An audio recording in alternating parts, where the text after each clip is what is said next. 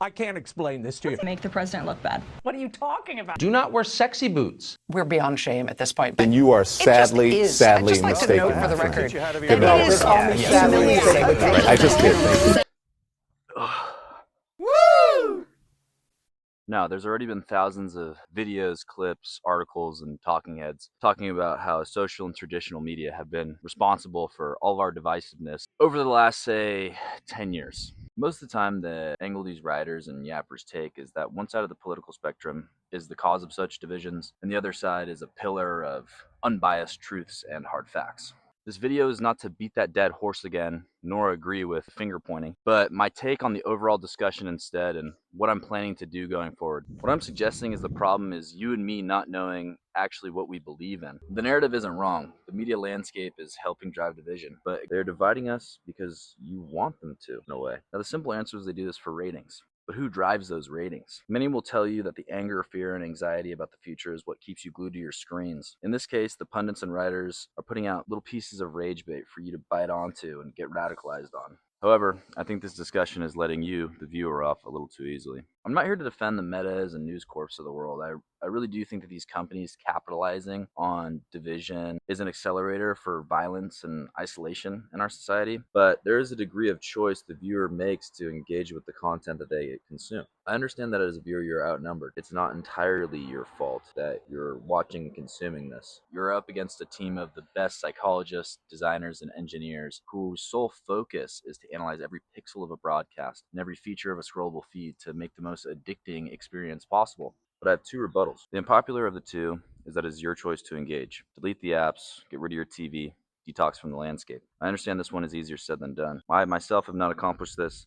I'm uploading a YouTube video right now under a bridge. The second one I don't think is much of a reach. The team that's optimizing their platforms caters towards the content that you want to watch. Meaning it's not their fault that you see crazy on your feed. Everybody has experienced the day after going down a rabbit hole. Your recommended is full of similar or the same topic, or that traditional media uses the same formula to cover almost every sensation or every event. I believe this is because we are predictable. Call it instinctual, call it primitive, call it preying on your need for dopamine. It's no secret to anybody with an internet connection or a hard copy of an academic study what gets you to tick. You also understand that they understand what makes you tick too. It's easier for you to watch a video of a girl in a bikini than a book review, and yet both are equally available to you given enough watch history. When opening a new Instagram account, they recommend a wide range of the most followed people on the platform, not to get them more followers, but because they're casting a wide net based on what other people like. Then as you interact with the platform, if you engage with soccer, they'll feed you soccer. If you engage with Mongolian throat singing, they'll feed you as much Mongolian throat singing as is available on their platform. With age ranges, especially talking for men, a bikini picture will be served to you more times after you reject it than, say, a restaurant review. This is because the vast majority of your demographic does interact, so they're playing into the history. But given enough non-engagement with the material, your algorithm's behavior will change. You'll no longer get served this. The fact that it's still being served to you shows that you consistently engage with it. To me, it's like vaping in the bathroom. I come from the era of Juuls. I understand it's geek bars now, but the concept remains. There's a thing around you that you know is bad, and to no fault of your own, it's around you all the time at a place you want to pee, not to vape. If you want to hit the vape, you can do so with no one forcing you, a low barrier to entry, and no real immediate consequences besides maybe a wicked cough. Now, is it the fault of the other vape gods in the stalls next to you, or is it your fault that you've decided to join Vape Nation? Don't get caught up in how easy it was to make that decision. Understand that you're the one making it. The same thing goes with the different types of content on social or traditional media. You came to be connected with your friends and stay up to date on current events and be a part of the discourse. Yet you're surrounded by OnlyFans models, brain rot reels, political talking heads. You are the one who chooses how you proceed. Do you pee or do you vape? Do you see what your friend did on vacation? Or do you know an in-depth lore about Tung Tung Tung Sahur? If your algorithm optimizes for that, or the talking heads retain a viewer, it stems from a decision that you made, not one that you were forced to make. I know I said I wasn't going to beat a dead horse, so where am I going with this? The person who chose to proceed with the Reels and Rachel Maddow was me. This is largely a self-reflection. While I always knew social media wasn't necessarily good for me, at least watching Rachel Maddow and MSNBC felt like the informed citizen thing to do, with deep dives, established guests, informational segments. As I went to college, I no longer had cable, so I was able to detox from that aspect of the media machine. And as I came back, I saw the same playbook on Maddo that I'd been told was so bad about Fox News. Constant stream of lessons in what not to like and what to be afraid of. I feel that in today's political and social landscape, nobody actually knows what they believe in. The only thing they know is what they don't like, and the opposite of what they don't like, therefore, becomes what they perceive to be their beliefs. The Democrats saying they just aren't Trump every election cycle is one that most people are probably familiar and frustrated with, but it goes further than that. Republicans telling you that drug cartels are bad, and then the opposite of that being disliking every South American they don't know personally, is the same as Democrats being against immigrant families being separated, and then taking the opposite of that being no real border control as their belief. This goes for so many topics like climate change, military actions, deficit spending, the list goes on and on. Most people can tell you I'm for electric cars, but they couldn't tell you what other things could help move the needle on climate change. This week it's electric cars, but next week electric cars are bad because the batteries are toxic. All that they've learned is that they don't like things that pollute and are bad for the environment. They don't know what the ultimate solution or set of policies that they would push for is, meaning the only thing they know for sure is what is bad, and in turn, the fact that they don't like it. As of right now, I'm pretty much the same way. I don't like either side, and I felt good about this. I felt that being a nonpartisan was the enlightened, educated thing to do. I'm not picking a side, but I also don't know what I believe in. When election time comes around, it doesn't help you fill out a ballot. I realized that if someone came to me and said, okay, Mr. Know-It-All, you know that everything we're doing is wrong. You're in charge. What are we doing? I wouldn't have a well-rounded answer. I could start with Medicare for all, something that I do believe in. But when it comes to immigration, all I know is that I wouldn't build a wall. Most things would probably go like this. This can definitely be attributed to the two-party system and the inevitable negative partisanship where people vote for one side out of distaste for the other. It makes sense that when there's only two options to encapsulate such a wide range of people, ideas, priorities, that it's more likely to find an option that is less bad than an option that is mostly good. Looking at protest movements over the years is a better way to see a shift away from personal opinion and towards negative partisanship. Looking at the Black Panthers, they had a 10-point program which outlined a vision to fight for. This led them to set up lunches for kids, community outreach, and medical clinics, as well as the armed resistance, which they are mostly known for. The only modern movements which I can think of that have some sort of vision or founding document like the Panthers is Turning Point USA and the Democratic Socialist Alliance, which are more concerned with battling along party lines than pushing for a vision like the Black Panthers did. The 10-point program outlined a vision where Black people were in control of their own destiny, one which was equal to those of whites, but crucially improved upon certain aspects of modern life, going beyond what we currently thought about how to live and how to distribute resources. While white people dominated the two political parties, the fact that the Black Panthers were fighting for a completely different vision, not just on black issues, but about class issues as a whole, allying with many non-black groups over time, and differentiated itself from the larger peaceful protests that were led by Dr. King.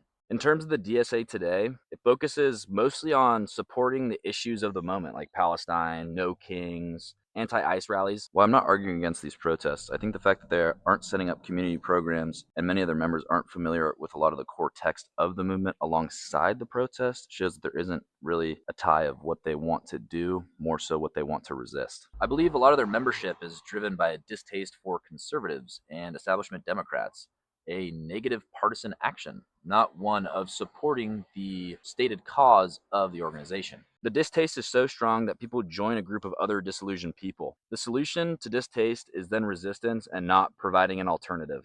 This shift was definitely driven by the media, but we gladly accepted their simpler stories of good versus evil with options A and option B. Our choice to engage with these simpler stories provided the incentive for them to keep this machine going, to skew the narrative towards these simpler stories. The election of Donald Trump both times was mostly a rejection of the establishment vote. It wasn't a vote for Trump. People didn't diagnose their problems. They rejected the problems themselves by supporting what was a self-proclaimed anecdote. Our politicians' platforms are no longer ones that outline how we tackle our nation's issues. They're ones showing how they're going to dunk on the other guy or take down everything that he or she did. This is backed up by the fact that there are many policies that 80% of Americans do actually agree on. Most, if not all, are new policies, like a congressional ban on stock trading, something that hasn't been done yet. It's pushing towards a new legislature.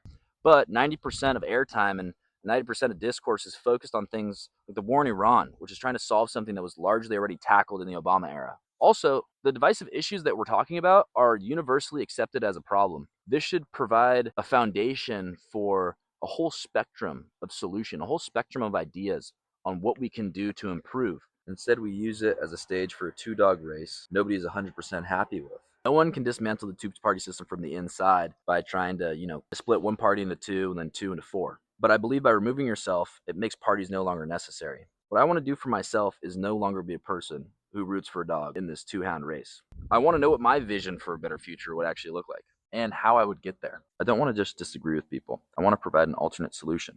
I want to know what my priorities are. I don't want to be a three-issue guy. I want to have a personal ideology. I feel if everyone did this, the nature of debate would change. One issue or topic is often battled over by two people, providing anecdotes and statistics and a tit-for-tat battle to the bottom of, who's worse, who's more wrong. All this does is prove that both sides aren't perfect. With nobody building on the only productive thing to come out of this conversation, constructive criticism of each side.